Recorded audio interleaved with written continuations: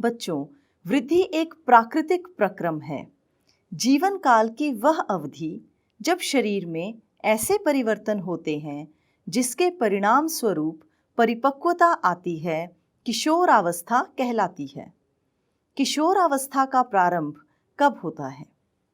किशोरावस्था लगभग 11 वर्ष की आयु से प्रारंभ होकर 18 अथवा 19 वर्ष की आयु तक रहती है। यह अवधि क्योंकि अंग्रेजी के टीन्स तक होती है, किशोरों को टीनेजर्स भी कहा जाता है। यौवन आरंभ में होने वाले परिवर्तन।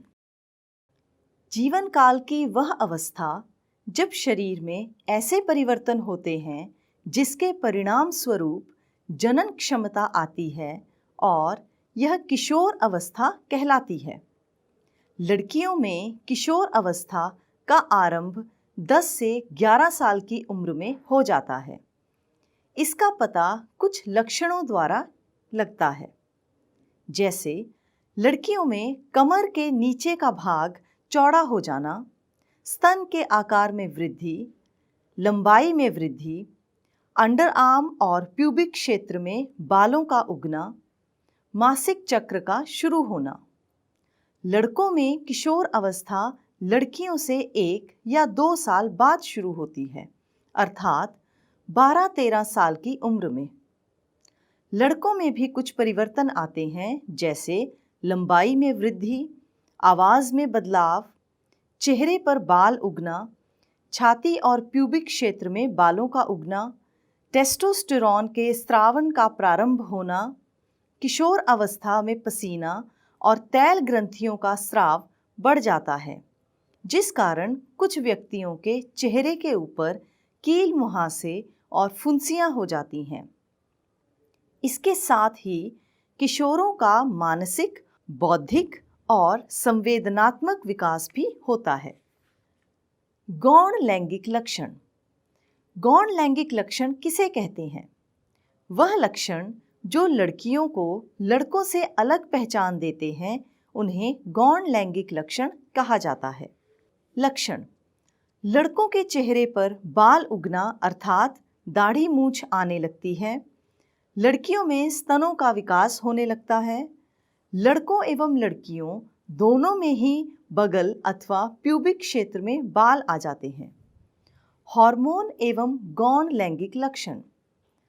लड़कों में पौरुष हार्मोन अथवा टेस्टोस्टेरॉन का स्रावण होने के कारण गौण लैंगिक लक्षण दिखाई देने लगते हैं।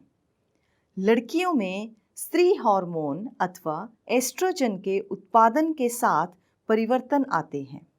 किशोरावस्था में होने वाले परिवर्तन हार्मोन द्वारा नियंत्रित होते हैं। हार्मोन रासायनिक पदार्थ हैं। यह अंतःस्रावी ग्रंथियों अथवा अंतःस्रावी तंत्र द्वारा स्रावित किए जाते हैं। यौवन आरंभ के साथ ही वृषण पौरुष हार्मोन अथवा टेस्टोस्टेरॉन का स्रावण प्रारंभ कर देता है। यह लड़कों में परिवर्तनों का कारक है, जिनके बारे में आपने अभी पढ़ा है। उदाहरण के लिए चेहरे पर बालों का आना। लड़कियों में यौवनारंभ के साथ ही अंडाशय स्त्री हार्मोन अथवा एस्ट्रोजन उत्पादित करना प्रारंभ कर देता है। इन हार्मोनों के उत्पादन का नियंत्रण एक अन्य हार्मोन द्वारा किया जाता है, जो पीयूष ग्रंथि अथवा पिट्यूटरी ग्रंथि द्वारा स्रावित किया जाता है। अंतःस्रावी ग्रंथियां हार्मोन रुधिर प्रवाह में स्रावित करती हैं, जिससे वह शरीर के विशिष्ट भाग अथवा लक्ष्य स्थल तक पहुंच सकें। लक्ष्य स्थल हार्मोन के प्रति अनुक्रिया करता है। हमारे शरीर में अनेक अंतःस्रावी ग्रंथियां हैं। वृषण एवं अंडाशय लैंगिक हार्मोन स्रावित करते हैं। जनन प्रक्रिया प्रारंभ करने में हार्मोन की भूमिका। लैंगिक हार्मोन पीयूष ग्रंथि द्वारा स्रावित हार्मोन के नियंत्रण में होते हैं, जो निम्नलिखित अनुसार दर्शाया गया है।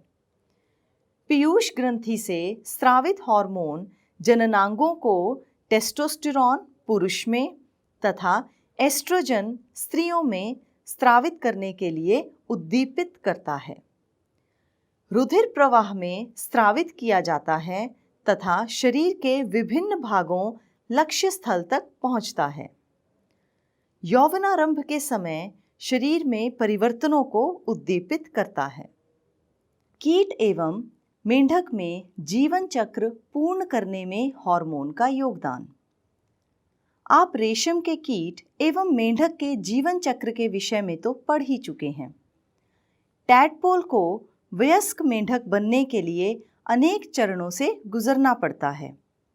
लार्वा से वयस्क बनने के इस परिवर्तन को कायांतरण कहते हैं। कीटों में कायांतरण का नियंत्रण कीट हार्मोन द्वारा होता है। मेंढक में थायराइड द्वारा स्रावित हार्मोन थायरॉक्सिन इसका नियमन करता है। थायरॉक्सिन के उत्पादन के लिए जल में आयोडीन की उपस्थिति आवश्यक है।